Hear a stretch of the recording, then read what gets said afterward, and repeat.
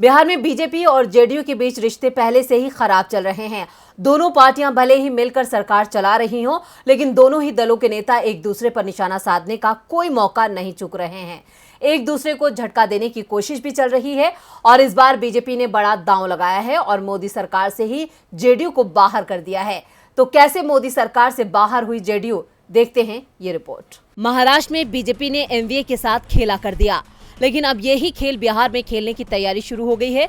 लेकिन बिहार में महाराष्ट्र वाला खेल आसान नहीं है, क्योंकि सामना नीतीश कुमार से है, जो बेहद सतर्क रहते हैं। उन्हें अपने जिस करीबी से खतरा दिखता है, वो एक झटके में उसका कद छोटा कर देते हैं। बीजेपी बिहार में जेडीयू नेता आरसीपी सिंह के साथ नजदीकी बढ़ा रही थी और वो इसमें सफल भी हो गई थी। आरसीपी सिंह भी नीतीश कुमार की जगह बीजेपी नेताओं के स्टैंड को सपोर्ट करने लगे थे। आरसीपी के तेवरों को देखते ही नीतीश को खतरे का एहसास हो गया, क्योंकि एक और आरसीपी सिंह नीतीश कुमार की जगह पीएम मोदी से करीबी बढ़ा रहे थे, तो दूसरी ओर बिहार बीजेपी के नेता नीतीश पर सीएम पद छोड़ने का दबाव बनाने में जुट गए थे।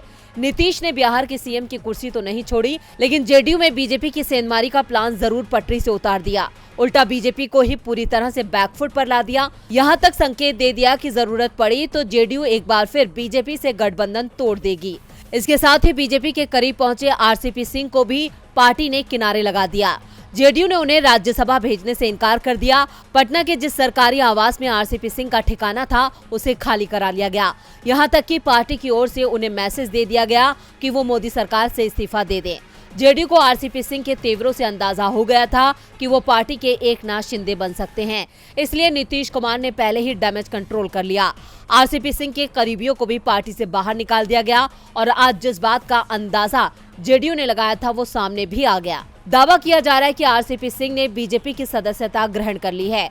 वो हैदराबाद में बीजेपी की राष्ट्रीय कार्यकारिणी की बैठक में शामिल भी हुए। इस दौरान उनकी तस्वीरें भी सामने आ गई। आरसीपी सिंह के बीजेपी में शामिल होने की खबर से बिहार की राजनीति गर्मा गई है।